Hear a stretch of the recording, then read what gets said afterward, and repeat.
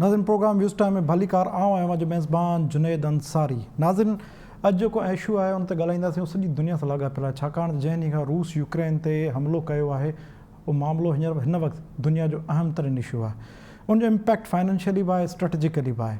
हिन वक़्तु जेको डिस्कशन थी रही आहे त छा प्यूटिन जी सदारत में रूस उते पंहिंजा टारगेट्स जेके सेट कया आहिनि उहे अचीव करे वठंदा, या प्यूटिन इन दुबण में फासी पवंदो। जेकॾहिं टारगेट्स अचीव थी था वञनि त रूस खे स्ट्रेटेजिक बर्तरी मिली सघे थी। उहा स्ट्रेटेजिक बर्तरी डेप्थ जेका हू चाहे थो यूरोप जे अंदरि उहा बि हुन में मिली सघे थी। उहा स्ट्रेटेजिक बर्तरी फाइनेंशियल गेन जे सूरत में मिली सघे थी। ऐं ॿिए पासे हिकिड़ो ख़्यालु आहे त प्यूटिन शायदि उहा ई ग़लती दोहराए रहियो आहे जेका कंहिं टाइम ते ॿियनि हिकु सुपीरियर क़ुवतुनि ग़लतियूं कयूं हुयूं, ऐं हुनजी जारियत जो नतीजो इहो बि थी सघे थो त इकोनॉमिकली तौरु रूस सर्वाइव न करे सघे ऐं रूस खे पोइ ते हटिणो पइजी वञे। उन सां गॾो गॾु जेको ॿियो इम्पैक्ट हूंदो इन सवाल जे पस मंज़र में उहो इहो आहे त हिन हमले खां पोइ छा इहो सम्झिजे त हाणे दुनिया में ताक़त या तवाज़ुन बदिलजी रहिया आहिनि।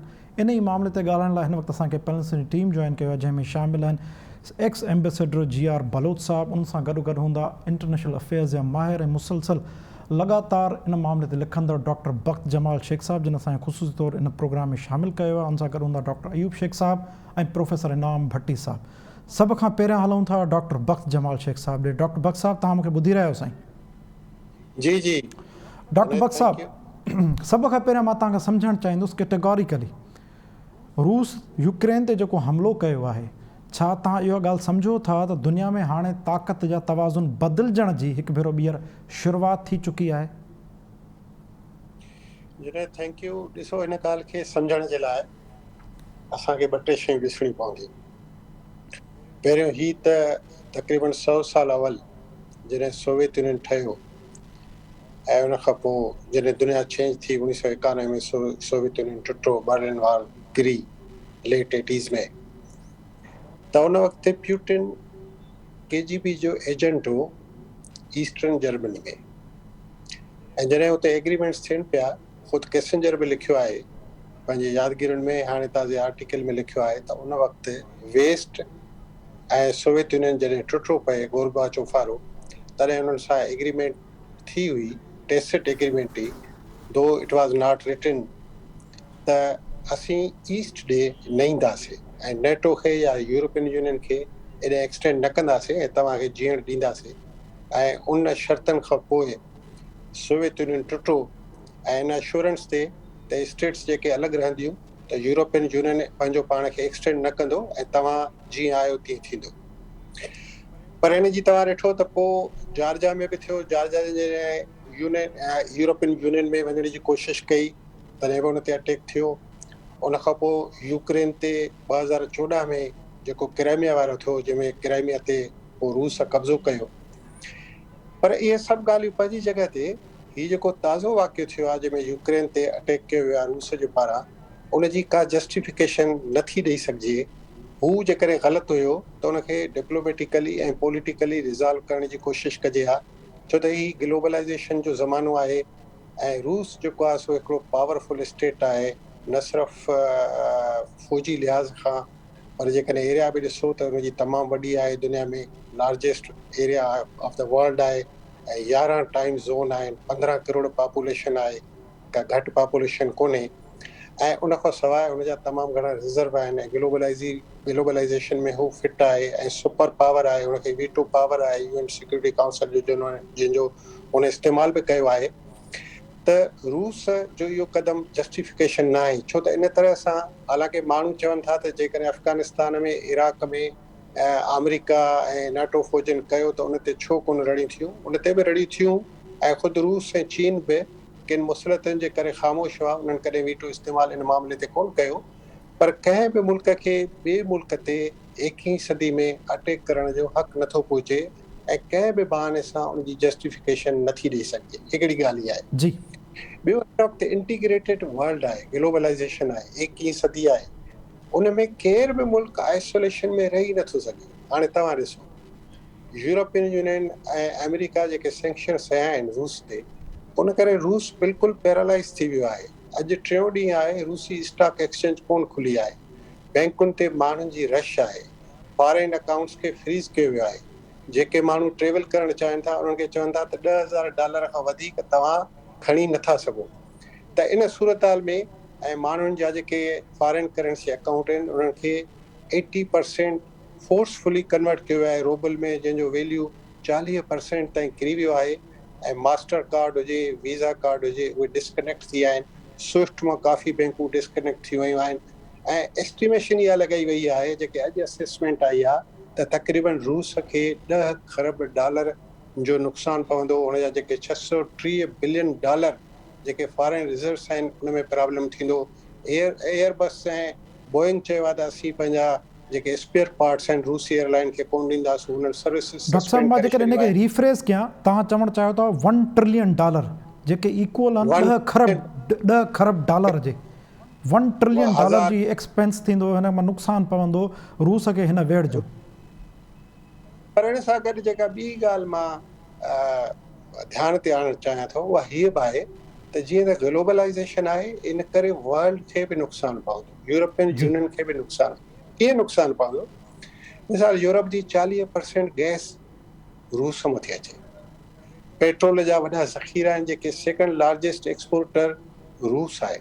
ख़ासि तौर यूरोप खे तमामु घणो नुक़सानु पवंदो, छो त जेकॾहिं हुनजो त ग्राहक ठही वेंदो, हू रुॻो चीन खे ई ॾियणु ठाहे त चीन हिकिड़ो वॾो कस्टमर हुनजो थी सघे थो इन बहिरान मां निकिरण खां पोइ। ऑलरेडी लास्ट जेको ओलंपिक्स में प्यूटन दौरो कयो हो चीन जो, ऐं जेका मुलाक़ात कई मांझांदे ते डिघी शी जी जिनपिंग सां, उन में तमामु घणा एग्रीमेंट थिया त उहा त कंज़्यूम चीन ई करे सघे थो, अॻिते हली ही ट्रांज़िटरी हुनखे प्रॉब्लम थींदो। त ख़ुदि ही हिकिड़ी सेक्शंस जी अहिड़ी तलवार आहे जेका ग्लोबलाइज़ेशन में, जी जंहिंखां ख़ुदि अमेरिका खे बि इम्पैक्ट विझंदी, यूरोपियन यूनियन खे इम्पैक्ट विझंदी, ऐं हिन जो ट्रिकल डाउन थींदो।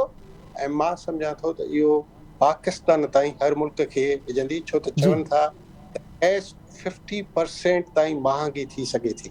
हाणे पाकिस्तान बि ॿाहिरि ऑइलनि जी घुराई थो, ऐं जी इहे सभु थींदियूं त इन में जेको आहे सो के एक्सीडेंट बि थी सघनि था। जी फोर्सी करणु खपे, छो त हुनखे न्यूक्लियर वार रेट्स आहिनि। मूं पढ़ियो पए त 12,700 वार रेट्स वर्ल्ड में आहिनि, जिन मां 50% रूस वटि आहिनि जी ऐं 90% 40% अमेरिका वटि आहिनि।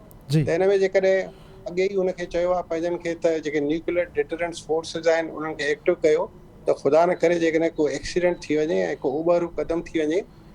ॿी हिकिड़ी ॻाल्हि ध्यानु मां ॾियणु चाहींदुसि त माण्हू असांजा काफ़ी दोस्त सम्झनि था त शायदि जी ही पुराणो सोवियत यूनियन न आहे, ही रूस आहे। जी डॉक्टर साहब मां इन ते नंबर अचां 2, थो, तव्हां तफ़सीली ॻाल्हायां थो, ॿियनि पैनलिस्टनि खां सवाल पुछी वठूं, उन खां पोइ मां तव्हां तफ़सीली वरी इन पासे ते अची ॻाल्हायां थो त घणियूं हिकिड़ा मिसपरसेप्शन, मिसकंसेप्शन ऐं काफ़ी मिसअंडरस्टैंडिंग्स बि आहिनि इन टॉपिक ते। GR बलोच साहब। मुंहिंजो जी जी जी सर। मां आख़िरी न खे लफ़्ज़ में कंक्लूड कयां जी जी त मुंहिंजो ही ख़्याल ही जेका सूरत हाल आहे जी इहा भयानक सूरत आहे, ऐं इहा रुॻो रूस खे नुक़सानु न पहुचाईंदी हा पर ॿियनि मुल्कनि खे बि। जी GR बलोच साहब, साईं तव्हां मूंखे ॿुधी रहियो साईं? जी, आई कैन हियर यू। जी सर डॉक्टर बगजमाल शेख साहब काफ़ी तफ़सीली ॻाल्हि ॿोल कई आहे, इनर आउटर स्पेसिस ऐं हुन कंक्लूजन आहे त ग्लोबलाइज़ेशन जो एज आहे, जेकॾहिं $1 ट्रिलियन जो लॉस थिए थो हिन जंग में या वधे थी, जेके एक्सपेक्टेशन कई पई वञे रूस खे $1 ट्रिलियन माना $1000 अरब $10 खरब जो, त उनजो लॉस यूरोप खे बि थींदो, उनजो लॉस सॼी दुनिया खे थींदो, ऐं कंहिं बि एक्सीडेंट थियण जो ख़तरो बि आहे, छाकाणि जेके न्यूक्लियर वारहेड्स जी ॻाल्हि कई पई वञे, या सादी ॿोली में चऊं एटमी हथियार, उहे त 6000 जे लॻभॻि त हिन वक़्तु बि रूस वटि आहिनि, 5800 जे लॻभॻि, 5500 जे लॻभॻि अमेरिका वटि बि आहिनि।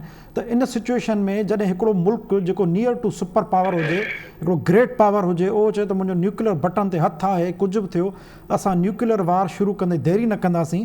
इन सूरत हाल में तव्हांखां मां सुवाल थो पुछणु चाहियां, सम्झणु चाहियां, असांखे सम्झायो त छा वाक़ई हींअर जेका ताक़त या तवाज़ुन बदिलजण जी शुरूआति थी चुकी आहे?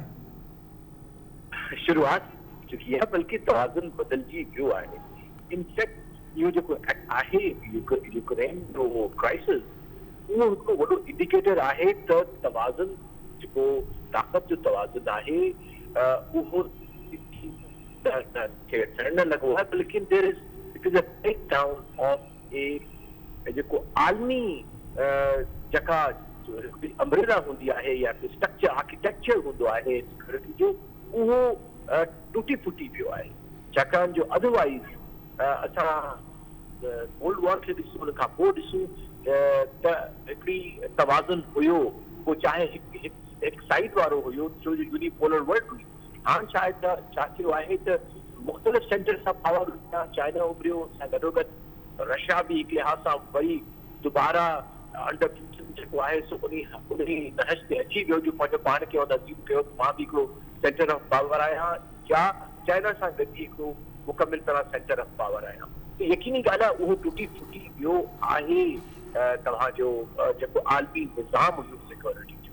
लेकिन अहम ॻाल्हि आहे त हिकिड़ो इहो निज़ाम टुटी वियो, पर हाणे हिन जा नतीजा छा निकिरंदा? मुंहिंजो वरी तजियो इहो आहे ऑलरेडी हिकिड़ी इकोनॉमिक आलमगीर जंग शुरू थी चुकी आहे, जेका यूएस चाइना खां शुरू थी। तव्हां ॾिठो सैंक्शन ऐं काउंटर सैंक्शन लॻा, जंहिंमें तमामु वॾो नुक़सानु चाइना जो थियो, तमामु वॾो नुक़सानु अमेरिका जो थियो। ऐं उन सां गॾु जेको इकोनॉमिक मसइला आया आहिनि कोविड सां, उन सां गॾु हाणे जेका इहा जंग आहे सा इतिहास सां मां ॾिसां थो जेको तमामु वॾो आलमी बहरान अचण वारो आहे। अलाह करे त न्यूक्लियर जंग या अहिड़ी खां वॾी जंग न लॻे, जेका लॻण जो इम्कान घटि इन करे आहे जो तमामु ताक़तनि में what is called mutual assured destruction match जो बैलेंस आहे, या बैलेंस ऑफ टेरर आहे, जंहिंजे करे शायदि इहो ख़तरनाक कमु या हिकिड़ो क़यामत ख़ेज़ जेको थी सघे थो फ़ैसिलो कंहिं बि पार्टी जो, उहो न खणंदा। लेकिन इन द प्रोसेस जेको हिक ॿिए खे नुक़सान पहुचाईंदा इकोनॉमिकली, उन जा तमामु वॾा रिपरकशन न सिर्फ़ु असां हींअर ॾिसंदासीं पर अॻिते हली ॾिसंदासीं। पर लेकिन अफ़सोस जी ॻाल्हि इहा आहे इन्हनि सभिनी जी क़ुर्बानी यूक्रेन जा माण्हू, जेके तमामु हिकिड़ी सुठी क़ौम, हिकिड़ी तमामु तरक़ी करे रही हुई क़ौम, जेका वसाइल सां मालामाल क़ौम, ऐं यूरोप जी हिकिड़ी सुठी कम्यूनिटी चवाई आहे, वॾी इंडस्ट्रियस आहे, ऐं उनखे वॾी क़ीमत अदा करणी पवे थी पई। फ़िलहाल पंहिंजे खून सां, पंहिंजे असां ॾिठा आहिनि त 60 किलोमीटर लंबा जेके कॉलम आहिनि टैंक्स जा। लेकिन यकीनी ॻाल्हि आहे त अॼुकल्ह जी 21st सेंचुरी में वन कुड नेवर इमेजिन हिकिड़ी का बि वॾी धुर में ज़ोर जे बाज़ू ते उन्हनि जे टेरिटरी ते कब्ज़ो कंदी, उन खां पोइ तालिबा वठनि थी त एग्रीमेंट कहिड़ी गवर्नमेंट अचे हुते। Definitely from the international law point of view it is total violation of all norms of inter state relations. हलूं था इनाम भट्टी साहब। इनाम साहब तव्हां असांखे ॿुधी रहियो साईं? जी जुनैद बिल्कुलु ॿुधां पियो। इनाम साहब छा इनाम साहब छा ताक़त जा तवाज़ुन बदिलजण शुरू थी विया आहिनि तव्हांखे लॻे थो दुनिया जे अंदरि हिन मामले खां पोइ? जुनैद पहिरीं त आउं सम्झां थो ताक़त जा तवाज़ुन न रुगो बदिलजण त अलॻि ॻाल्हि आहे, पर जेके ताक़तवर धुरियूं दुनिया में हिन वक़्त ताईं सम्झूं वञनि थियूं उन्हनि जहिड़ो हिक ॿिए खे वाक ओवर ॾेई रखियो आहे। हुअण त ईअं खपंदो हो त कंहिं बि ताक़तवर मुल्क खे कंहिं बि ॿिए मुल्क ते कब्ज़े करण जी ज़रूरत न थिए, जेकॾहिं हुनखे सम्झ में अचे हा त हिन सां आलमी तवाज़ुन बिगाड़ जो शिकार बणिजंदो। पर हींअर ईअं थो लॻे त हिन वक़्त ताईं यूक्रेन, जंहिंखे इहो आसरो ऐं उमेदु हूंदी त हू नेटो जो मेंबर आहे ऐं ॿियूं ताक़तूं जेके आहिनि उहे हुनजी पुठियां सपोर्ट में हूंदियूं, रशिया हुन ते कॾहिं एतिरी अॻिराई न करे सघंदो। पर एतिरी अॻिराई थी वञण खां पोइ हाणे जी जेका सूरत हाल आहे मूंखे लॻे थो त उहा कंहिं वॾे ख़तरे खे बि जनम ॾेई सघे थी ऐं कंहिं स्ट्रेटेजिक फेल्यूअर ॾांहुं बि वधी सघे थी। ऐं ख़तरे मां मुंहिंजो इशारो इहो आहे त जेकॾहिं हींअर उहे ताक़तूं उनखे रोकण जे लाइ ओपनली ॿाहिरि अचनि थियूं त दुनिया हिकिड़े वॾे ख़तरे में दाख़िल थी वेंदी, जंहिंमें दुनिया सॼी विरहाइजण शुरू थी वेंदी त केरु कहिड़ी अलाइनमेंट में बीहे थो ऐं पोइ जंग जा जेके आसार आहिनि उहे यूक्रेन ऐं रशिया जे सरहदुनि खां निकिरी मुमकिन आहे त किथे ॿिए पासे बि थियण शुरू थी वञनि। त तंहिंजे करे ही जेको सॼो सिस्टम आहे अक़वाम मुतहिदा, उन खां पोइ सिक्योरिटी काउंसिल, उन जे अंदरि ही जेके इन क़िस्म जूं शयूं थियनि थियूं त उन में मूंखे सम्झ में नथो अचे त जॾहिं अमेरिका किथे अटैक करे थो त उनखे बि इन तरह सां जॾहिं पंहिंजे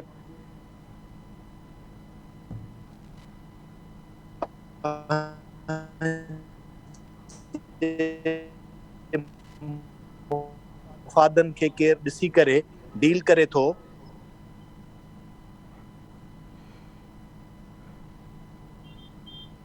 जी इनाम साहब, तव्हां सां शायदि कम्युनिकेशन जो मसइलो पियो थिए। जीअं कम्युनिकेशन बहाल थिए थो तव्हां सां ॻाल्हि ॿोल्हि जो सिलसिलो जारी रखूं था। हलूं था डॉक्टर अयूब शेख साहब ॾे। डॉक्टर अयूब शेख साहब, तव्हां असां सां गॾु आहियो साईं? डॉक्टर अयूब साहब, तव्हां असांखे ॿुधी रहिया आहियो?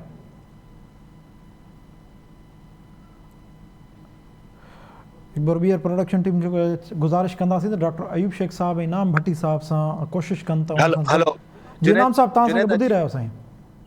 जी जी जुनैद ॿुधां पियो वापसि। जी जी जी कंटिन्यू कयो इनाम साहब, तव्हां कंक्लूड कजो।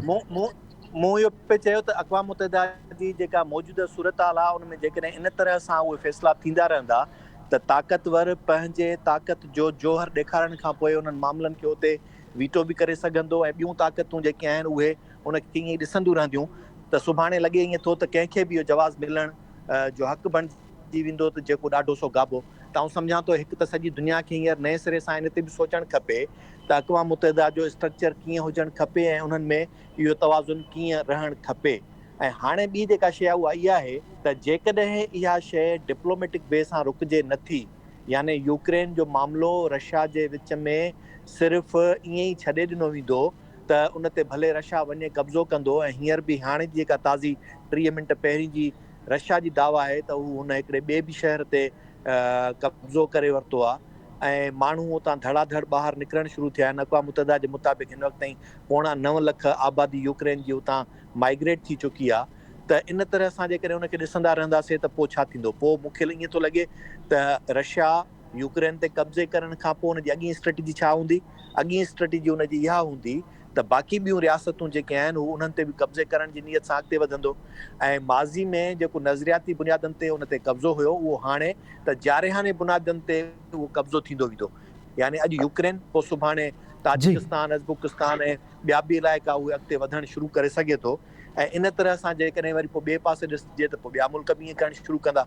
त आउं सम्झां थो ताक़त जो तवाज़ुन बिगड़णु शुरू थियो आहे ऐं उनखे रोकण जे लाइ ही आलमी क़ुवतूं जेके आहिनि उहे उन्हनि खे इहो सोचणु खपे त दुनिया खे जंग ॾांहुं वठी वेंदा या दुनिया खे पाइदार अमुन ॾियण जे लाइ नई स्ट्रेटजी अख़्तियार कंदा। जी डॉक्टर अयूब शेख, आउं सम्झां थो जी जी जी डॉक्टर अयूब शेख साहब, तव्हां मूंखे ॿुधी रहियो साईं?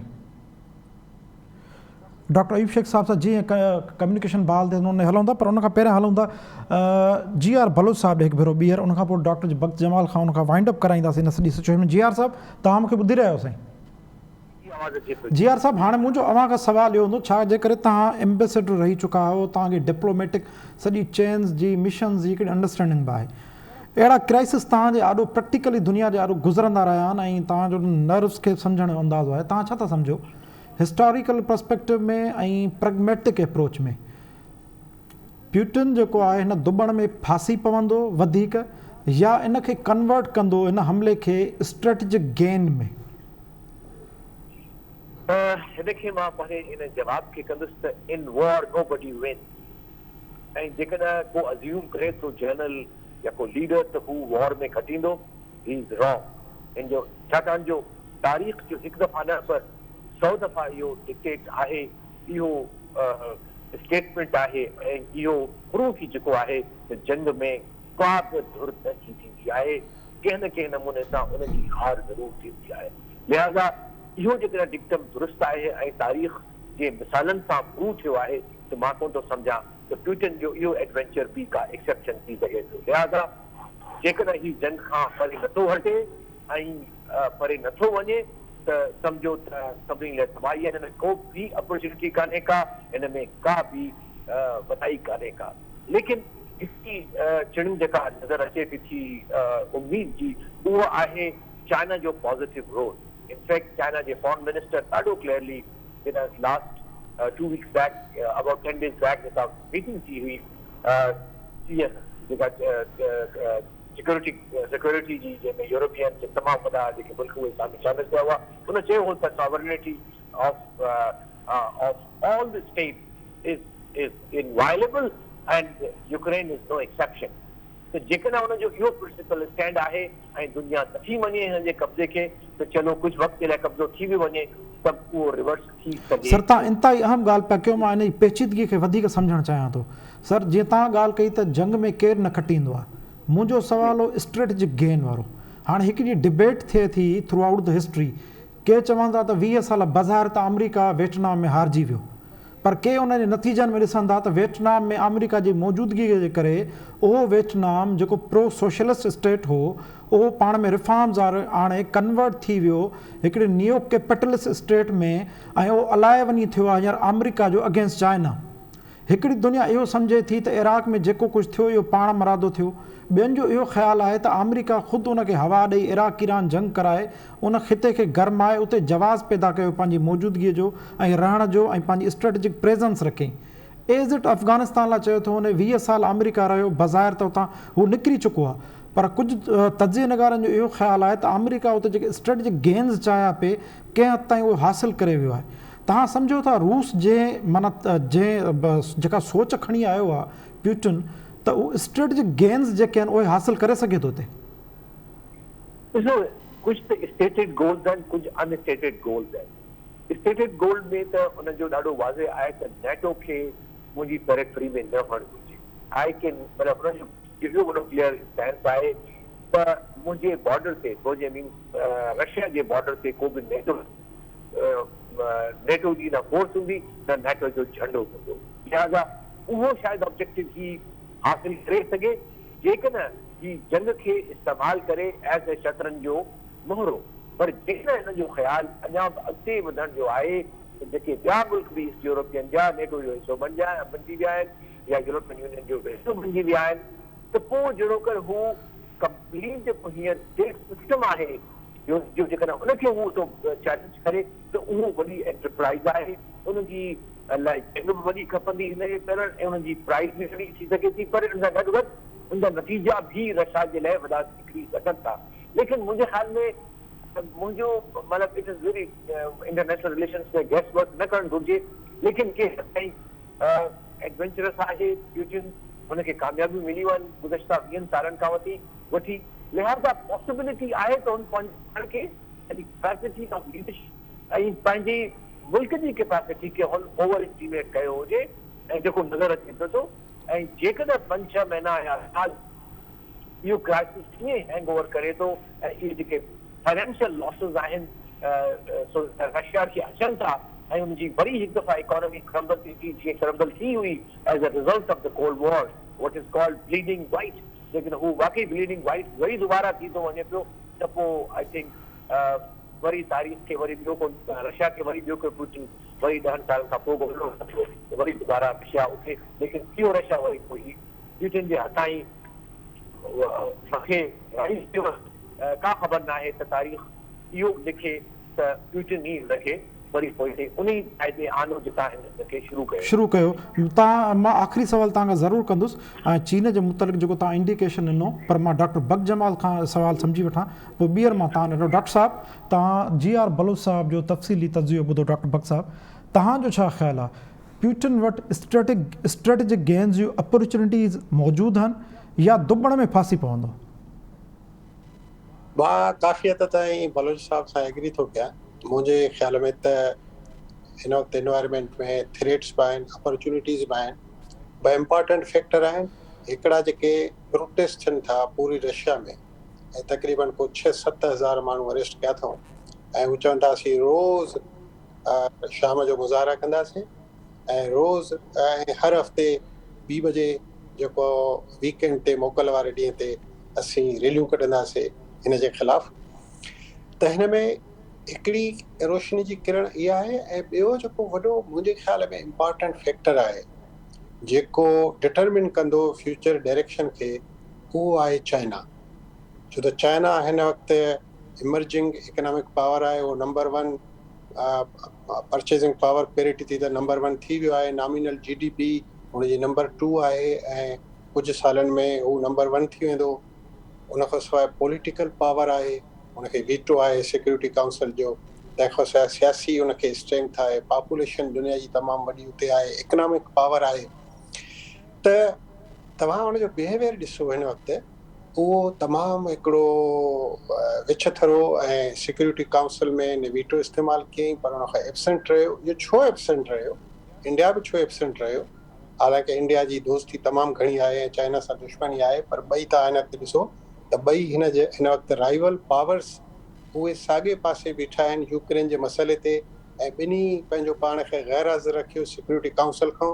छो त हू सम्झनि था त असांखे विच में अची इहो सॼो सुलह कराइणो आहे ऐं इनखे आर्बिट्रेट करिणो आहे। त मां सम्झां थो it depends upon the role of China ऐं it will be the future arbitrator of this situation. ऐं जेका लाइकली सिचुएशन नज़र अचे थी त उहो हीअं थींदो त यूक्रेन मां रूसी फ़ौजूं वापसि वेंदियूं ऐं यूरोपियन यूनियन बि इहो फ़ैसिलो कंदी त असीं वधीक ईस्टवर्ड एक्सटेंशन न कंदासीं, तॾहिं ही बहितर थी सघे थो। इहा हिकिड़ी अपॉर्चुनिटी आहे। नंबर 2, फ्यूचर जेको ब्लॉक जेको नओं थींदो ऐं हिननि खे चैलेंज कंदो उनजो डिपेंडेंस बि सॼो चाइना ते आहे। छो हिन वक़्त ताईं चाइना जी स्ट्रेटजी इहा रही आहे त वार खां परे रहंदो, सवाइ इन जे जेकॾहिं ताइवान ते कंहिं अटैक कयो त पोइ हू हर वक़्तु तयारु आहे। It is sovereignty issue for China, छो त हुनखे सम्झे थो त इट इज़ माई पार्ट। त चाइना ते सॼो दारोमदार रखे थो ऐं तव्हां ॾिसंदव नियर फ्यूचर में त चाइना जो रोल तमामु घणो उभरंदो। ऐं मां नथो सम्झां त जेको हिन जो आइडियोलॉजिकल बेसिस आहे प्यूटन जो ऐं जेका हुनजी गवर्नेंस जो तरीक़ो आहे डिक्टेटरशिप वारो, उहो अॻिते मूंखे कोन थो नज़र, घटि में घटि थी सघे थो प्यूटन शायदि हिन सॼे में हाराए ऐं अॻिते हली उहो रिमूव थिए, हुनजे ख़िलाफ़ु मुज़ाहिरा थियनि। इहो डिपेंड थो करे त माण्हू केतिरो, छो त हीअ जेके इकनॉमिक सख़्तियूं माण्हुनि जे लाइ ईंदियूं, जेको रोबल बीवेली थियो आहे 40%, उनजे करे जेका महांगाई थी आहे, ॿियो सॼी दुनिया खां कटिजण जे करे उन्हनि जा जेके एसेट्स फ्रीज़ थिया आहिनि। छो त हिकिड़ी ज़हन में इहा बि ॻाल्हि रखणु खपे, हिकिड़ो वॾो इलीट क्लास आहे ओलिगार्क, जेके रूसी जिन जा ॿाहिरि एसेट्स आहिनि उहे फ्रीज़ थी विया आहिनि, उन्हनि जा अकाउंट फ्रीज़ थिया आहिनि, उहे बि नाराज़ थियल आहिनि ऐं कुझु हाणे 2-3 वार जे ख़िलाफ़ु ॻाल्हाइण बि शुरू कयो आहे। त मां सम्झां थो त वॾे में वॾो loser will be the Putin ऐं अल्टीमेटली थी सघे थो त चाइना जी आर्बिट्रेशन में ॻाल्हि वञी उते बीहे जेका पहिरीं हुई त न ईस्टर्न यूरोप, न यूरोपियन यूनियन ईस्ट ॾे वधंदी ऐं रूस पंहिंजूं फ़ौजूं वापसि कंदो। हाणे तव्हां ॾिसो हिन जी सैंक्शन में रूस खां वधीक हाणे बायलो रशिया ते बि शुरू थी, छो त बायलो रशिया बि जेको आहे सो पंहिंजूं फ़ौजूं यूक्रेन में मोकिलियूं आहिनि रूस जी मदद जे करे, जंहिंजे करे ही अञा वधीक पेचीदो मसइलो थींदो। तंहिं करे जेकॾहिं हिन ते फौरन कंट्रोल न कयो वियो, अॼु रूस वरी ऑफर कई आहे ॻाल्हियुनि जी, त असां ॻाल्हियुनि जे लाइ तयारु आहियूं, ॾिसो हुनजा नतीजा कहिड़ा निकिरनि था, उन खां पोइ ई ख़बर पवंदी। पर मां सम्झां थो सॼो जेको तुर्प जो पतो आहे उहो चीन वटि आहे। चीन जीअं चाहींदो तीअं कंदो ऐं उहो वॾी माठार सां ऐं वॾे सब्र सां ऐं दानिशमंदी सां अॻिते वधे पियो। It's critical role played by China. तव्हांजा 3 कंक्लूजन। नंबर 1, तव्हां सम्झो था त इहो प्यूटिन जो फेल्यूर साबित थींदो। मुंहिंजे ख़्याल मां सही पियो चवां, तव्हां इहो चवणु चाहियो था त प्यूटिन जो हीअ एडवेंचर फेल्यूर साबित थींदो ऐं उनखां पोइ चाइना पंहिंजो रोल प्ले कंदो।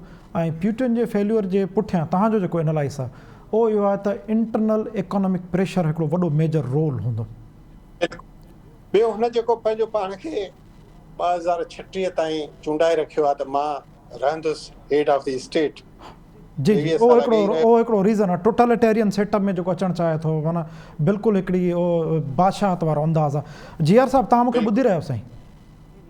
जी आर साहब, मूंखे तव्हां कंक्लूड कजो, पोइ इनाम भट्टी साहब खां मां कंक्लूजन वठी वठां। चीन वारो पासो रहिजी वियो तव्हांजे तज़िये में।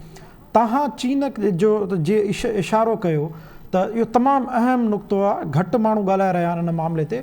वीटो चीन करे सघे पियो, चीन वीटो न कयो, पाण उते अणधुरियो रहियो, उन में वियो ई कोन। तव्हां छा था सम्झो चीन जो फैक्टर केतिरो इम्पॉर्टेंट हूंदो ऐं उहो केतिरो मुहतात आहे, केतिरो कैलकुलेटेड आहे हिन सॼे मामले में? जी ॾिसो, चाइना इज़ द बैलेंसर। जेकर तव्हां इंटरनेशनल सिस्टम खे वठो त there is always been a balancer country. जंहिं ज़माने में फर्स्ट वर्ल्ड वॉर में बि हिकिड़ी कंट्री हुई बैलेंसर, वरी सेकेंड वर्ल्ड वॉर में बि ईअं हुयो। पर जॾहिं उहो बैलेंसर हिकु तरफ़ हलियो थो वञे त पोइ उनजो पल्लो भारी थी थो वञे। मसलन America was neutral till late, पर जॾहिं the moment it went on the side of the allies forces त जंग जो पलटो जेको आहे सो उन पलटो खाधो, उनजो वज़न वधी वियो। त साॻी तरह सां हिन वक़्तु बैलेंसर आहे ऐं हू पंहिंजो पाण खे इन करे कोन थो करणु चाहे हिकु पासे या ॿिए पासे, त ताकी उनजी credibility as a moderator, as as a unbiased referee पाण खे इमर्ज करणु चाहे थो, त मूंखे लॻे थो त हाणे हुनजी स्टेटस जे करे हू it has emerged as a kind of unbiased neutral empire in this conflict. ऐं मां day one खां वठी चवंदो अचां पियो, the key to the crisis is with China. जेकर मुंहिंजे ख़्याल पोयां कमु थिए बि थो, जहिड़ा प्रेस रिपोर्ट्स त हले पई थी ऐं ही चवनि पिया, ऐं शायदि China is the only country जंहिंजी हू प्यूटिन ॻाल्हि ॿुधंदो पई ऐं इफेक्टिवली ॻाल्हि ॿुधी सघे थो। लिहाज़ा मूंखे इन में हिकु वॾी उमेद आहे। ऐं उन सां गॾु ॿियो जेको मुल्क जंहिंखे मां ज़रूरु पॉइंट आउट करणु चाहियां थो, जंहिंजो को लीवरेज चाइना सां गॾिजी बणिजी सघे थो, उहो टर्की आहे। छाकाणि जो जेको हुनजो टर्की जो वज़न आहे, हुनजा तालुकात रशिया सां आहिनि, प्लस हुन वटि की आहे बॉस्फोरस स्ट्रेट जी, जंहिंमां जहाज़ गुज़रनि था। कुझु जहाज़ हुननि न मेडिटेरेनियन खां ब्लैक सी में न ॾिना आहिनि रशिया जा। ऐं रशिया जो कंप्लीट जेको वॉर एफर्ट आहे, it is not yet complete, इन करे जो हुनजो आर्मेडा पूरो जेको आहे सो ब्लैक सी में कोन्हे को, ऐं वॾो ब्लॉकेज जेको आहे सो टर्की हुनखे ॾेई छॾियो आहे। सो देयरफॉर अञा ताईं हिन जो जेको वॉर एफर्ट आहे, जेकॾहिं स्ट्रेटेजिक टर्म्स में या मिलिट्री टर्म्स में ॻाल्हाइजे, त फ़क़ति it is through artillery, through tank. It is a very old packing of the Russians and Germans in the Second World War. And in the meantime, when you are militarily, you palto khai sake to kya waqt bhi. And because even as a military person also of my background, adherent to the civil service, I can see that उनकी line of supply इतनी डिगी थी वही है।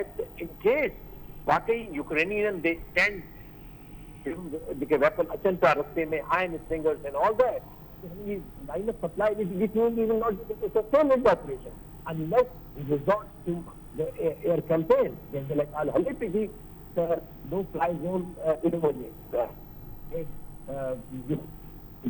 America, no fly zone, they know.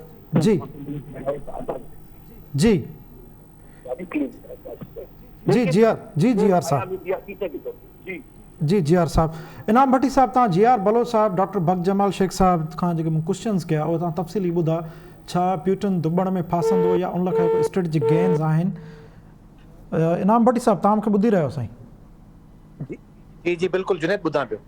इनाम भट्टी साहब, तव्हां तफ़सीली ॻाल्हि ॿोल ॿुधी जी आर बलोच साहब ऐं डॉक्टर बग जमाल शेख साहब जी, त छा प्यूटन खे त के स्ट्रेटेजिक गेन्स मिलंदा या प्यूटन दुबण में फासंदो?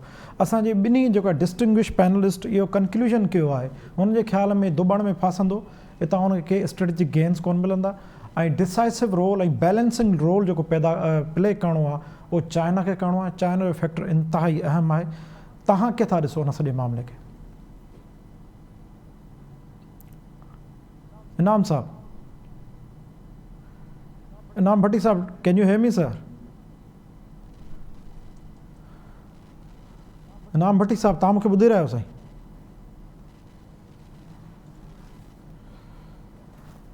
असां कोशिशि करे रहिया आहियूं त इनाम भट्टी साहब ऐं डॉक्टर अयूब शेख साहब सां कोऑर्डिनेट करे वठूं ऐं उन्हनि खां उन व्यू पॉइंट अची वञे। पर हिकु भेरो ॿीहर रहंदो आहे डॉक्टर बग जमाल शेख साहब जो। डॉक्टर साहब जी, इनाम साहब तव्हां ॿुधी रहियो साईं? हेलो जी जी इनाम साहब जी कंटिन्यू कजो साईं। जी बिल्कुलु जुनैद, ॿुधां पियो। जी ॿुधां पियो मुंहिंजो बिल्कुलु आऊं इन सां एग्री पियो करियां। जेको चाइना वारो फैक्टर आहे उहो तमामु अहम ई आहे, छाकाणि त रशिया डायरेक्टली मुआशत जे हिसाब सां अमेरिका ते या यूरोप ते एतिरो असरअंदाज थी नथो सघे जेतिरो चाइना थी सघे थो। जेके मुआशी पाबंदियूं रशिया ते आलमी दुनिया लॻाईंदी वेंदी, उन ते आउं सम्झां थो त प्यूटन हिकिड़ी तमामु वॾी धुबण में फासी सघे थो। ऐं पर उन सॼी धुबण मां उनखे कढण जे लाइ चाइना जो हिकिड़ो तमामु वॾो अहम रोल आहे। हाणे चाइना खे इहो ॾिसणो आहे, छाकाणि त चाइना न रुगो अमेरिका जी पर पूरी दुनिया जी मार्केट जे अंदरि एतिरो क़ाबिज़ आहे जो हुनजी हर प्रोडक्ट जेका आहे पूरी दुनिया जे हर मुल्क में तमामु घणी जेका आहे सा तलब सां उते पहुचे थी, जंहिंमें ख़ुदि अमेरिका जेको आहे 60% खां मथे उनजो इम्पोर्टर आहे। त हाणे इन हिसाब सां जेकॾहिं ॾिसजे त चाइना जेकॾहिं इन स्ट्रेटजी में जेका मईशत वारी आहे, यानी जेको मुआशी पासो आहे, उन में उनखे काउंटर बैलेंस करण जे लाइ रशिया जी मदद करे सघे थो। पर छा चाइना इहो रिस्क खणण लाइ तयारु थींदो त ख़ुदि जेकॾहिं इन वॾी ताक़तुनि सां इन जंग में वञे थो त पोइ हुन सां छा थींदो। माज़ी में पाण ते डिस्कस कंदा आया आहियूं त जेको अफ़गानिस्तान जे अंदरि तब्दीली आहे, जेका होॾां वियतनाम जी स्ट्रेटेजिक शिफ्ट आहे, जेका होॾां जेको आहे सो साउथ चाइना सी में जेके बि कंट्रीज़ वेठा आहिनि उन्हनि सां जेको अमेरिका जो स्ट्रेटेजिक सॼी जेका उते डिप्लॉयमेंट आहे, उन ते जेका फोकसिंग आहे हुनजी चाइना जे अगेंस्ट, त इन्हनि सभिनी शयुनि खे जेकॾहिं ॾिसंदासूं त मुंहिंजे ख़्याल में चाइना इन्हनि सभिनी शयुनि खे नज़र में रखी करे ई पोइ अहिड़ी का शइ करे सघे थो। हाणे उन में आहे इहो ई त जेकॾहिं मुआशियात जे हिसाब सां यानी इकोनॉमिक्स जे हिसाब सां जेकॾहिं चाइना उनखे सभिनी खे थ्रेट करे सघे थो त ख़ुदि वरी चाइना बि उनजे काउंटर थ्रेट में अमेरिका ऐं उनजा इतिहादी जेके उन्हनि जी रसद उनजे मूवमेंट खे कंट्रोल करण लाइ उहे सभु पंहिंजूं शयूं स्ट्रेटजी इस्तेमालु करे सघनि था। त इन्हनि शयुनि में चाइना खे कीअं प्ले करिणो आहे, छा थो करे, उनजो अहम रोल आहे। पर जेकॾहिं अकेले सिर्फ़ु चाइना उन में किथे बि पार्ट नथो बणिजे ऐं सिर्फ़ु प्यूटन पाण सोचे ऐं सम्झे थो त आउं इन सभिनी स्ट्रेटजीज़ खे फेस करे वेंदुसि, जीअं हुन चयो त इन जेके बि पाबंदियूं आहिनि उनजो हुन अॻु में ई पंहिंजो बंदोबस्तु करे छॾियो आहे, त मां नथो सम्झां त घणे मुदे ताईं रशिया ईअं ई जेको आहे सो बची सघंदो। जो जेतिरियूं हुन ते पाबंदियूं वधंदियूं वेंदियूं, हुनजी मार्केट, हुनजी इकोनॉमी, हुनजो सॼो बैंकिंग सिस्टम, हुनजो सॼो जीअं अॼु जेके बि स्विफ्ट जा बैंकिंग सिस्टम आहिनि उहे सभु बंदि थी विया आहिनि, स्टॉक एक्सचेंज बेजी वई आहे, त इन्हनि सभिनी शयुनि खे घणे मुदे ताईं अकेले सिर्फ़ु सस्टेन न करे सघंदो। ऐं सम्झां थो हुन में रशिया जी हींअर वधि खां वधि कोशिशि हूंदी ई आहे त काउंटर स्ट्रेटजी में चाइना हुन सां कंहिं न कंहिं तरह सां साथ ॾिए ऐं ॿियो के मुल्क अहिड़ा जेके दुनिया जी मईशत ते असरअंदाज थी सघंदा हुजनि उहे उनजो साथ ॾियनि, तॾहिं हू सख़्ती न बल्कि चइजे त तेज़ी सां अॻिते वधी सघे थो, न त प्यूटन धुमण में फासी पवंदो ऐं के न के मुआइदा अहिड़ा वरी उनखे ॻिची में पवंदा जेके उनखे मञणा पवंदा। जी डॉक्टर बख़्तजमाल शेख साहब, हिन प्रोग्राम खे ख़तमु करण खां पहिरियां मां तव्हांखां आख़िरी क्वेश्चन कंदुसि।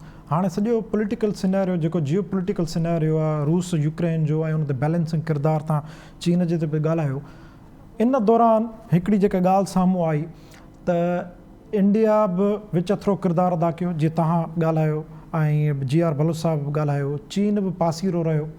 इन दौरान जॾहिं असांजो वज़ीर आज़म साहब जॾहिं at the very moment Ukraine ते हमिलो थो थिए ऐं उहो हमिलो थो करे रूस, वज़ीर आज़म साहब जेका गुज़िरियल कुझु ज़रियनि वटां ख़बर पई त उहा स्टेट विज़िट बि कान हुई, उते पहुचे थो।